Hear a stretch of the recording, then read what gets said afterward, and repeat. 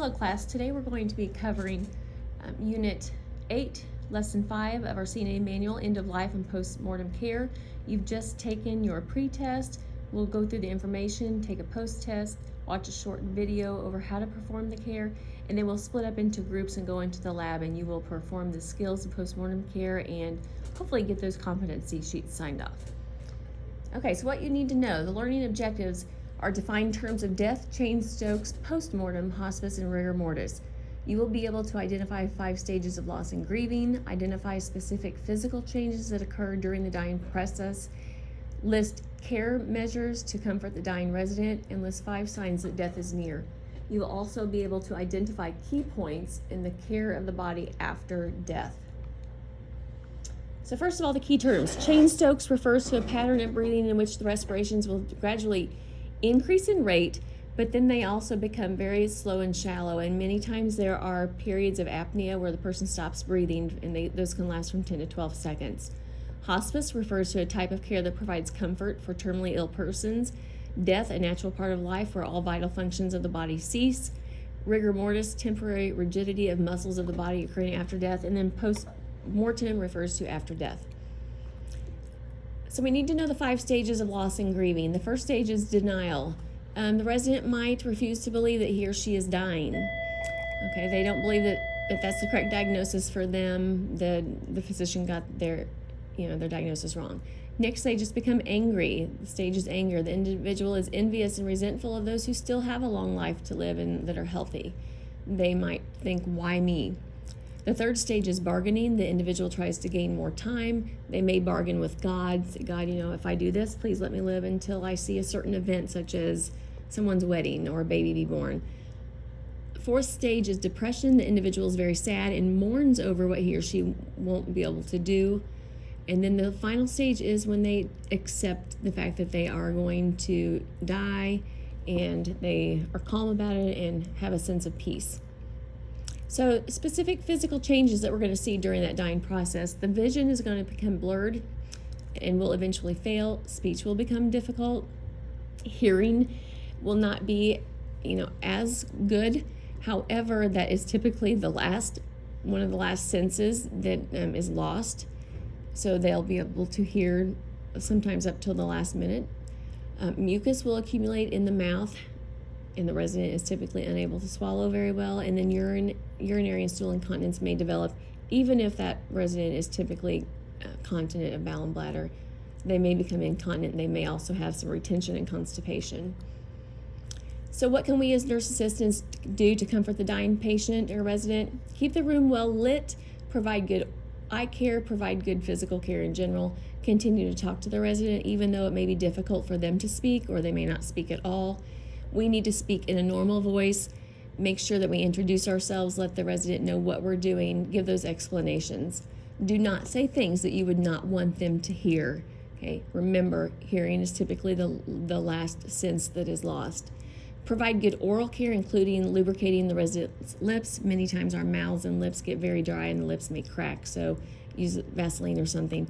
Always give good peri-care, keep the resident clean and dry. Make those position changes frequently to prevent any kind of pressure sores. And then if the resident grimaces, moans, or complains of pain, make sure to report that to the charge nurse. So signs that death is very, very near. The eyes will have a glassy appearance. The resident may look like they're staring into space. Movement has pretty much stopped at this point. Peristalsis within the body slows down. That's those wave-like movements along the digestive tract as well as the vascular system. When that occurs, our resident may become incontinent. They may also have impactions develop and become nauseated or vomit. Circulation will fail. The body temperature will elevate. Legs and feet and any of the periphery of the body will tend to be cool to touch. Skin may be pale. Skin may also become cyanotic or have the blue discoloring, and then mottling may appear. The pulse rate will typically become very fast, weak, and irregular, and then blood pressure will begin to fall. Respirations, again, also typically will slow down. You may see that Cheyne-Stokes pattern of breathing at this point. Mucus will collect in the resident's throat. The resident is not swallowing well at this point, nor can they usually cough. And that sound that we're going to hear from that mucus collecting is called the death rattle. they may need suctioned at this point. The level of consciousness will change, maybe drowsy, stupor, or coma. And keep in mind that some people do not lose consciousness until the very moment of death.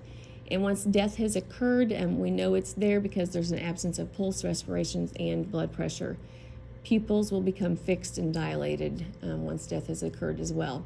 So what do we do with the body after death? We have to perform that post-mortem care, which we'll be doing in the lab in just a few minutes. Always follow the facility's policy. Most of the time, 2 staff members perform this care together. Be sensitive to any religious or cultural beliefs that person had. Treat the body with respect. Remember, rigor mortis will occur, making the body sometimes hard to put into a particular position. Elevate the head of the bed slightly to prevent discoloration from the face. The blood will pool in the face area if the head is not elevated, causing that discoloration. Close eyes and mouth if able. Remove all oxygen tubing. Have the charge nurse come and discontinue any IVs, catheters, dressing changes should be changed, and things like that. At this point, you will give the body a good bed bath and replace any soiled linens and gowns. Cover the body to the shoulders with a white sheet. And the last thing you will do is, of course, provide privacy for the family and friends to view the body if they so wish. Okay, just remember, death is a natural part of the life cycle. It occurs with everyone. However, you're a person with emotions and feelings. It's okay for you to feel sad when someone you care about has died. You need to learn to express those feelings. Don't hold it in. Talk to someone that you trust. Okay, at this point, we're going to take that post-test and then watch a video and do our skills check. Okay, at this time, we're actually going to perform the skills of giving post-mortem care. The students have been divided into 2 groups, so the first group is performing the skills. Okay, step 1, ask the charge nurse to remove tubing, catheter, and IV to change dressings. Take jewelry and belongings to the charge nurse. So the charge nurse will remove these, but you guys can go ahead and empty it first. So if you want to give the, and then Austin, the oxygen tubing can be removed and then disposed of. So we can dispose of things. Just take that. And you will, of course, disconnect it from the concentrator, or so just circle it up and throw it away.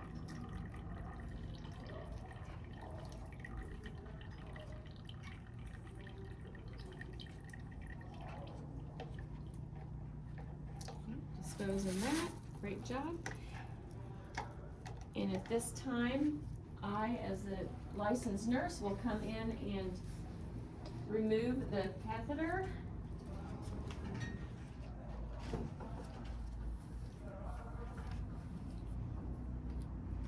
And then all of these things will be disposed of.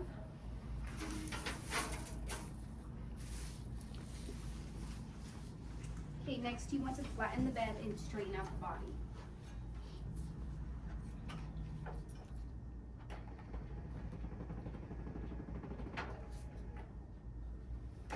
Okay, and then you want to elevate the head of bed slightly.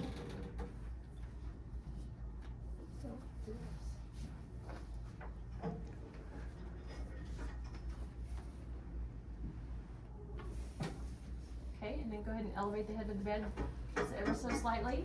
Okay, then you want to close the eyes and place dentures in.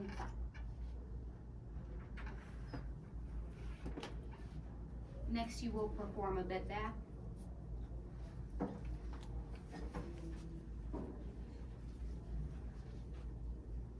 And bed bath, remember we start top to bottom, just like we would for any bed bath.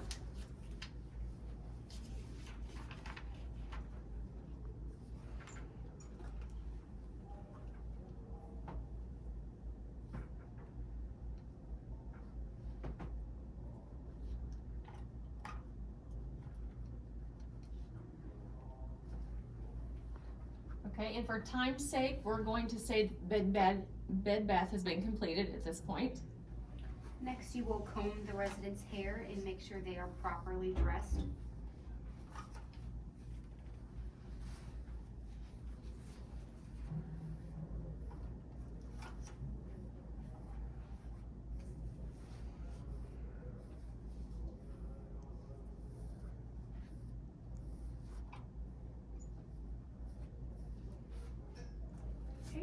Next, you will arrange the linen neatly.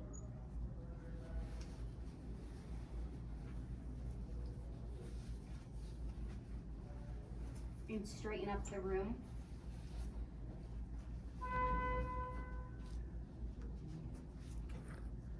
Now you will provide privacy for the family and remove your gloves and wash your hands. Okay, and before you do that, make sure, I would go and put eyeglasses on, we've got dentures in, we want to make this person look as natural as possible for the family to view. And then of course get all of our equipment out of the room to make sure that the room is cleaned and allow time for the family to view the body of their loved one. And at this point, the charge nurse would have already contacted the funeral home of the resident's choice. That funeral home typically will ask if family is there to view the body or if we're waiting on family to arrive. And so you will have a kind of a time frame, you know, that you know when the coroner and the funeral home actually needs to be here to get the body. So at that point, you may assist the funeral home attendant in placing the body into a body bag and getting them on the gurney. Okay, any questions? Okay, good job.